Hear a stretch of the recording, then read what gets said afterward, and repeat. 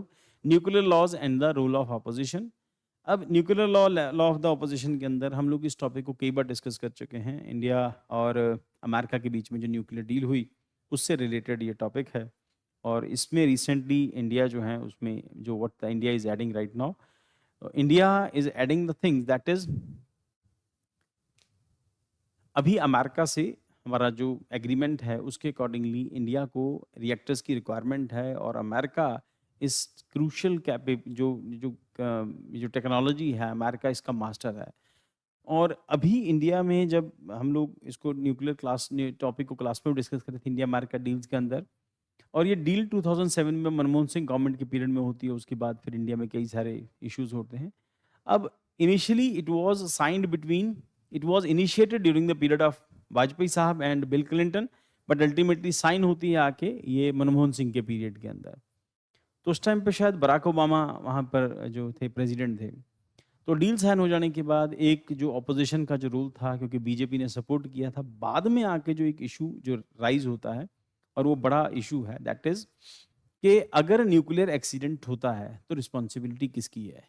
तो पहले से लेके ये जो इम्पोर्टेंट है, तो ये जो सप्लायर्स लायबिलिटी का इशू है, ये एक बड़ा इशू है अमेरिका और इंडिया के बीच में डील के फाइनलाइज नहीं होने का। और ये ऑपरेटर, अमेरिका कहता है ये ऑपरेटर रिस्पॉन्सिबिलिटी है, सप्लायर की रिस्पॉन्सिबिलिटी नहीं है। जिसने बना के बेचा उसकी जिम्मेवारी नहीं है, जो उसको चला रहा है उसकी रिस्पॉन्सिबिलिटी है। अब इसमें कुछ कॉम्प्लिकेशंस ऐसी हैं जिसमें आप समझ सकते हैं कि यू कांट बिलीव अमेरिका। और रिसेंट डेज में जो डेवलपमेंट है उसके अकॉर्डिंगली अगर अमेरिका हम लोगों को इस तरह के जो न्यूक्लियर जो मॉडरेटर जो रिएक्टर्स हमें हमें जो देता है, अवेलेबल कराता है हमें, और उस साइज़ में कंपैरेटिवली छोटे रिएक्टर्स हैं जो अमेरिका की तरफ से इंडिया को आएँगे। इंडिया अभी तक जो रिएक्टर इंडिया में चल रहे हैं वो कंपैरेटिवली हैवी वाटर रिएक्टर्स या फिर बाकी जो भी नई टेक्नोलॉजी के रिएक्टर्स हैं। पर अमेरिका की न्यूक्लियर टेक्नोलॉजी के ऊपर कमांड है और अमेरिका सक्सेसफुली उसको चला रहा है। अमेरिका में एक्सीडेंट की हिस्ट्री भी नहीं है, रशिया की एक्सीडेंट की हिस्ट्री रही, जापान में भी है, कई सारी कंट्रीज़ ने उसको यूज़ करना छोड़ दी, उसमें कई सारी कॉम्प्लिकेशन अलग से हैं। But the point is Indian requirement, energy requirement पूरी नहीं हो सकती अगर हम लोग सिर्फ थर्मल पावर प्लांट के ऊपर डिपेंडेंट रहते हैं उसको लेके। फिर वर्ल्ड का प्रेशर है और हम लोग सोचे कि सोलर पावर प्लांट से बना लेंगे, वो पॉसिबल नहीं है, बहुत एक्सपेंसिव है, महंगी पड़ रही है। और जो डैम से बनाना जो है बड़ा मुश्किल है, क्योंकि डैम सिर्फ नॉर्थ इंडिया में, साउथ में डैम्स नहीं है। डैम्स हैं कंपैरेटिवली, वो रिवर्स उतनी बड़ी रिवर्स नहीं है। नॉर्थ में तो रिवर्स हैं, साउथ में रिवर्स उतनी, क्योंकि सीजनल है, हमारे यहाँ पे पेरिनियल रिवर्स हैं, तो ये भी पॉसिबल नहीं है कि नॉर्थ से बिजली साउथ में सप्लाई करें, हालांकि ग्रिड सिस्टम है। सो बट स्टिल हमें रिएक्टर्स रिक्वायर हैं, वो कंपैरेटिवली चीपर एनर्जी है। कंपैरेटिवली एक बार रॉड डाल दो, फिर आप कई महीने तक आपको ज़रूरत नहीं है उसको यूज़ करने की, दोबारा उसको चेक करने की। सो अब इसमें इशू क्या है, तो India plans to amend civil liability and nuclear damage act, Civil Liability for Nuclear Damage Act CLNDA 2010 and the Atomic Energy Act AEA 1962। Aim क्या है, redefine liberty platforms and open nuclear energy for private participation. The issue has reignited debates on corporate accountability, energy security and climate commitments. Historical context क्या है इसमें, India is not a signatory of global nuclear liability convention, for example Vienna convention, CTBT and NPT, non proliferation treaty, तो इनका India signatory नहीं है। CLNDA यानी civil liability nuclear damages act 2010 was enacted एमिड global accidents. Bhopal 1984 के अंदर Bhopal gas कांड होता है, गल्फ ऑफ मैक्सिको अंदर ऑयल स्पिल एंड फुकुशिमा, जब जब यूरोप में जब जापान में सुनामी आती है तो फुकुशिमा के अंदर रिएक्टर में थोड़ा लीकेज होती है। तो opposition BJP plus left at that time, उस टाइम पर कांग्रेस में कांग्रेस गवर्नमेंट थी और मनमोहन सिंह उस टाइम पे प्राइम मिनिस्टर थे, और बीजेपी और लेफ्ट इसके ऑपोजिट था, और उन्होंने सरकार के ऊपर प्रेशर डाला कि इसको सप्लायर लाइबिलिटी इसको डिक्लेयर करो, ऑपरेटर लाइबिलिटी नहीं डिक्लेयर करना। अब इसका मतलब जिसने आपको वो रिएक्टर बेचा है रिस्पॉन्सिबिलिटी उसकी होगी, कल को बंदे पकड़े जाएंगे तो उसके पकड़े जाएंगे, कंपनी पर बैन लगेगा, जो भी होगा तो उस कंपनी पर होगा जिसने उसको बनाया है। अमेरिका इसकी फेवर में नहीं है, अमेरिका कहता है कि ऑपरेटर की रिस्पॉन्सिबिलिटी है, चलाने वाले की गलती हो सकती है, कंपनी की गलती नहीं हो सकती। इस करके अमेरिका इंडिया में काम करने को एग्री नहीं कर रहा था, वो डील फाइनलाइज हो नहीं पा रही है। While it strengthening the accountability that is deterrence foreign suppliers, act became practically unworkable. अब मैंने आपको सामान बेचा, अब हम लोग भी प्रैक्टिकली देखते हैं, हम लोग भी सामान बेचते हैं, दो तरफ से हम सोच के देखते हैं। पहली बात है हम अमेरिका पे बिलीव नहीं कर सकते।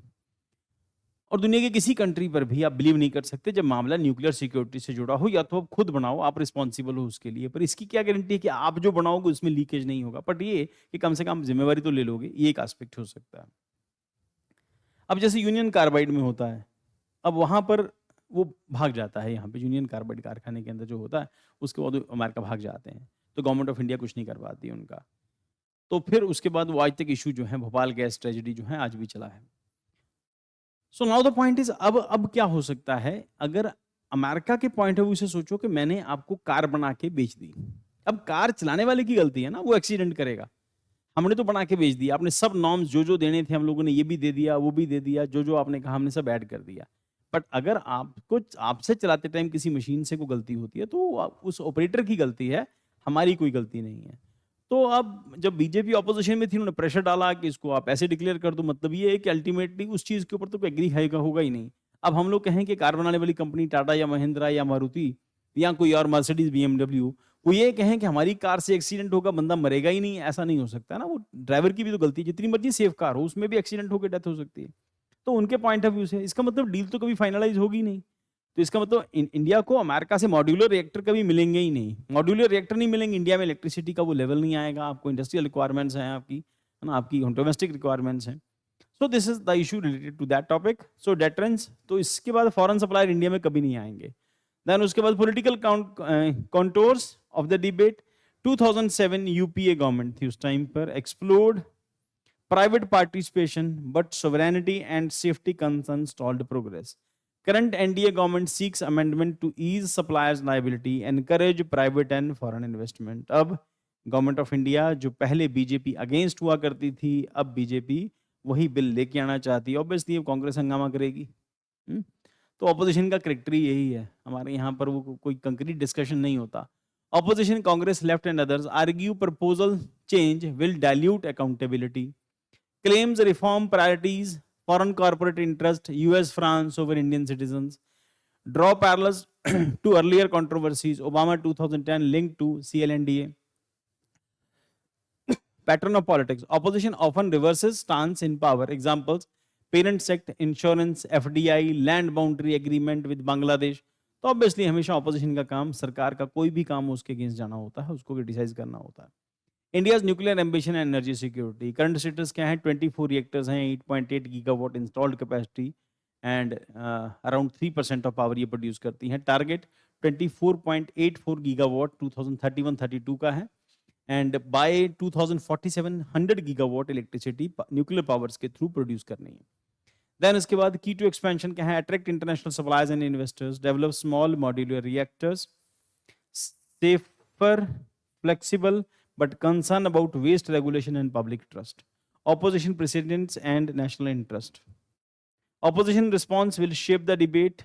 Bipartisan consensus in the past of the contentious reform, parents FDI, land boundary agreement. ये सब issues हैं जहां पर opposition हमेशा सरकार के against रही, पार्टी कोई भी हो। Core political questions क्या है? How to balance corporate accountability and nuclear growth. What safeguard needed to private participation? How to align nuclear energy with the renewable transition climate goals? तो as we have discussed, India ने जितना अपना renewable energy का जो गोल रखा था 2030 के लिए, 2025 में हमने उसको अचीव कर लिया। Then government's majority allows unilateral passage but broad debate in essential needs क्या है? Balanced framework,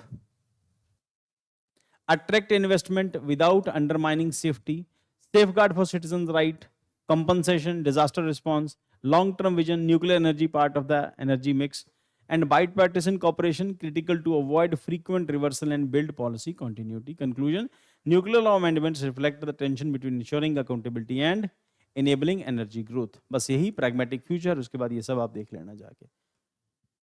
प्रीलिम के लिए CLNDA 2010, ये प्रीलिम के लिए, बेटा मेंस के लिए आप क्वेश्चन देख लेना खुद जाके, कौन कौन से क्वेश्चन इसमें दिए हुए हैं। प्री के लिए, मेंस के लिए अलग से दिए हुए हैं, एक बार चेक कर लेना आप लोग जाके।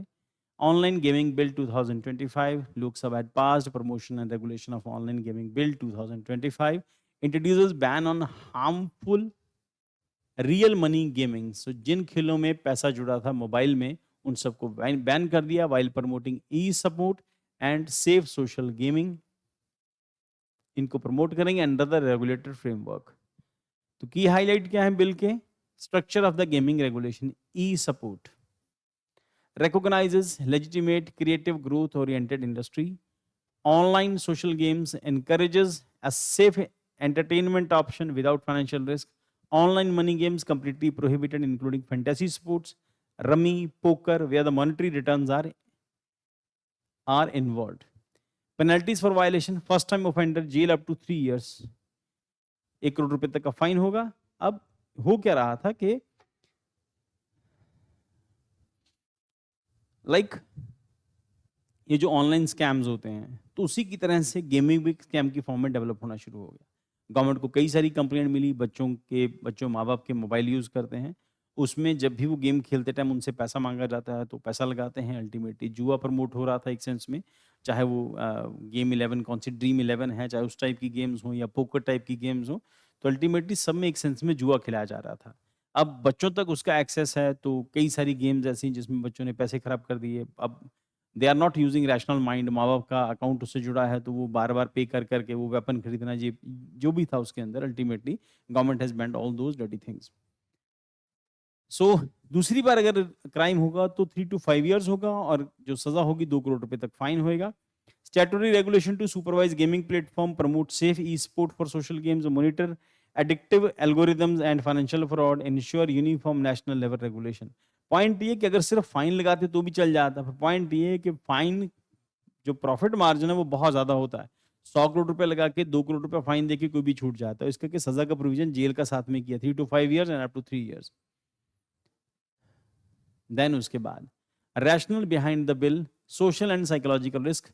32 सुसाइड इन 31 months, 32 लोग ने सुसाइड किया. Link to the online gaming addiction, rising family debt, compulsive gambling behaviour, लगातार गैम्बलिंग होती जा रही थी. Security concerns, money laundering and terror financing via gaming platforms. Public health, money laundering.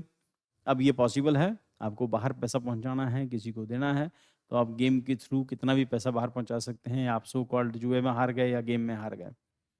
So then उसके बाद predatory algorithms causing psychological disorder भी हो रहा है इससे. Government stance protect citizen from the harmful practice while supporting innovation in e supports.